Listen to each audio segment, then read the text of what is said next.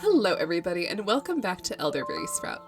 So today I wanted to get back in my grimoire and show you a grimoire with me of how I made these two pages. So to start off with, this page on the left is going to be a page about King Arthur and his Knights of the Round Table.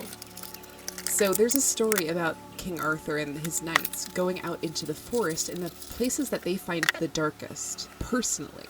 So each of the knights went to different locations in the forest. And to represent that darkness, I cut out this piece of black paper that I'm now painting with these gold metallic-y watercolors to make a tree pattern. So I feel like there's a lot of magic in the concept of confronting your inner darkness or choosing to face the darkness, because it's that active decision that allows for you to be a hero and not be the victim in your own life. So watercoloring this tree is really fun because it's like the shimmery aspect of the watercolors is really reflecting that magic within that decision to choose to confront or face or even just examine the darkness.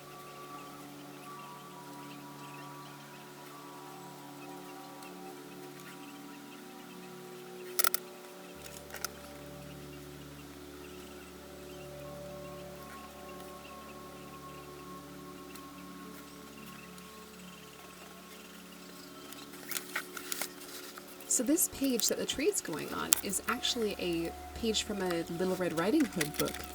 You might have seen Little Red Riding Hood quite a few times in this grimoire, so it's kind of a consistent thing through this particular book. When I made this book, I did use a lot of pages from a particular Little Red Riding Hood storybook. It was from the 70s and falling apart, so I felt okay cutting it up. The reason I wanted to do this type of idea on this page in particular is because there's a man and he's going into a dark forest, so it was quite fitting. So here I'm just creating an extra layer of darkness in the forest by using some black watercolors. I wanted to make it more apparent that it's the darkness that he's going into.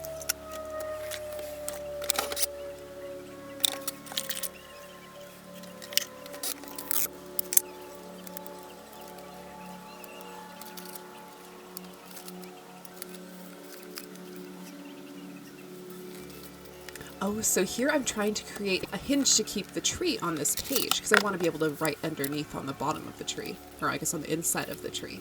And I started off with some plastic tape, which I already knew I didn't like, but I was like, oh, I should try using it. And it just didn't work out for me. I ended up removing this a little bit later. Now here I have some butcher paper that I am writing some, writing the story I just told you guys about on here. It's a really interesting story if you guys ever look into, mythology. I do like the stories of King Arthur and Merlin and Lancelot and Guinevere and all them. And I'm just using a fountain pen here with some black ink. What would be really amazing is if I had a shimmery ink, but I'm afraid I don't quite have that yet.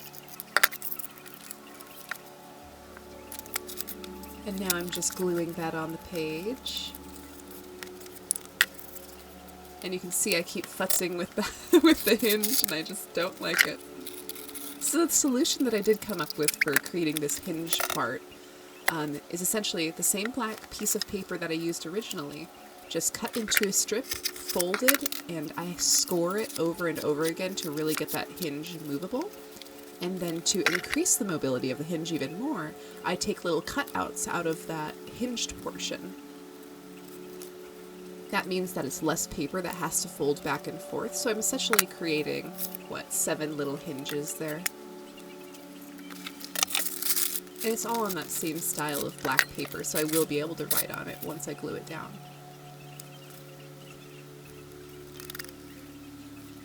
And here you can see that system actually worked. Yay! And if you notice, I did have a piece of plastic there that I was gluing on top of. I use that pretty frequently for, I guess, like a table protector, so that way I don't get glue on whatever paper I'm working on. And now I'm just writing underneath here a little bit about how you find more light within yourself when you do confront your inner darkness. And whether that's darkness that you're seeing reflected outside of yourself, like an allegory here where they're seeing the darkness within the forest, or if that's darkness you see within yourself, because the acknowledgement of the darkness is an important aspect to be able to transmute that energy into a positive energy. So there's some serious magic to being able to at least observe the darkness there. And as you can see, this corner of the page ripped, so I just glued a little piece of paper on there, and I'm coloring it in to kind of camouflage it a little bit. And I'm just using normal watercolors for that. I do like to have, even when my pages and my spreads are separate, like they have different topics, I do like to kind of merge them together as much as I can, so they're not quite so stark. Though the starkness in some instances is quite fitting. So in this instance, I wanted to use the light blue watercolors to be able to transform the merging of the pages together. So I have a little bit of blue sky on my B page now. And now I'm using the silver shimmery watercolors to transform this woodcutter man into a knight of the round table. I'm giving him a sword instead of an axe. I'm giving him a little bit of a belt, a longer tunic, and a chainmail helm.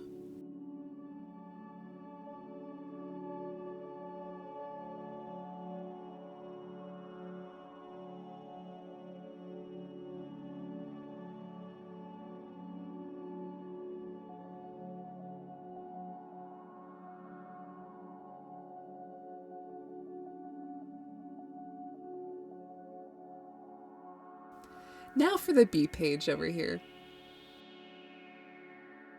Diving into these gold colors is really fun. This set came with 4 different gold colors, so I'm just using the brightest one. Now this B page, I had the idea to make a B page quite a while ago, and I was able to use some meaningful parts on the page already, like the paper that's underneath it that has the hexagon pattern is offcuts from my candle business. Then I also have some stamps that I'll use in my packaging, which I've also stamped on this page.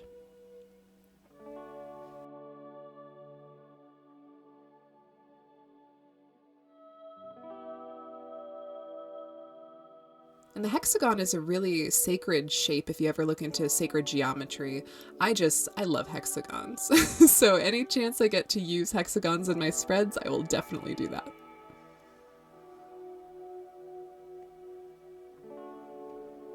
So here I'm just writing a little bit about bees and their spiritual significance and kind of the energy that they represent. So they're definitely a divine feminine creature because there's a queen bee and the hierarchy of the bee systems and how they all live.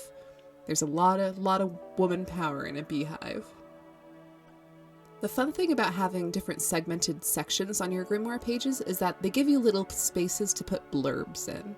And sometimes putting a little blurb is really refreshing. You just put down an idea and then move on, and you have a little segmented space to put it in. Bees represent creativity, resourcefulness, teamwork for sure, hard work, communication, collective consciousness, manifestation, and the sacred feminine. If a bee lands on you, it could be a good omen for courage, confidence, independence, determination, high social energy, charisma, and good relationships. And now here, I'm using different colors of these gold watercolors to kind of create a gradient for these different little hexagons from the stamp on the side there. I really love bees. It's so funny. They land on me all of the time, but they never sting me. I've never been stung by a bee, and I don't think I will, because whenever they land on me, I'm not too scared. I just say hi and say, oh, I'm sorry, I'm not a flower. I know they're just looking for nectar, so I can't be too mad about that. And hey, if anybody is willing to mistake me for a flower, I take that as a huge compliment.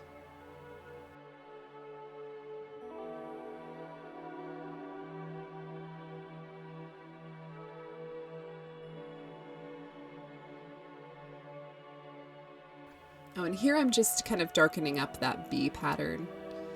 I'm kind of making it like the bee is flying around and those are the little, I don't know, the cartoon lines that come out of the back of bees. Just kind of drawing that along there.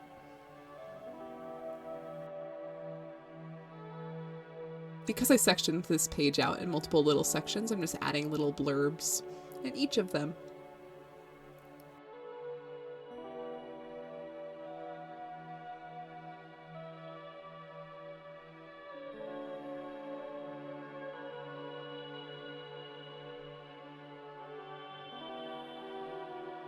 A good spiritual meaning for bees is the setting of boundaries and having energetic protection, and also demanding energetic respect from others. They've got stingers and they'll use them. I've been using a lot of watercolors in my spreads recently, so I'm really enjoying being able to use these shimmery ones and my normal ones as well. I recently bought some gum arabic, so hopefully I'll be able to start manufacturing my own watercolors. I'll have to come up with some ideas of things I can grind down to make good ink and watercolors from. Here's a little blurb about what bees might meet in your dreams.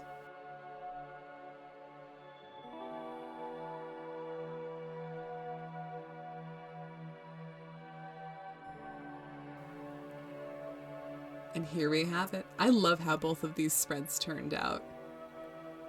The shimmery nature to these watercolors really add an energy of love and intention and presence. It's like shining the light out into the darkness so that everybody can see. And there you can see some of that shimmer. Ah, it's so pretty. If you guys don't have gold watercolors, I definitely suggest you get some. I also added this beeswax seal with a little bee on it after I filmed everything, so here's a little shot of that. I hope this inspires you guys to get back in your grimoires and confront your inner darkness for this winter time. I've been doing a lot of that, so expect to see more of it on the channel. And if you enjoy this type of stuff, consider subscribing. Thanks so much for watching, you guys, and I hope to see you next time. Bye!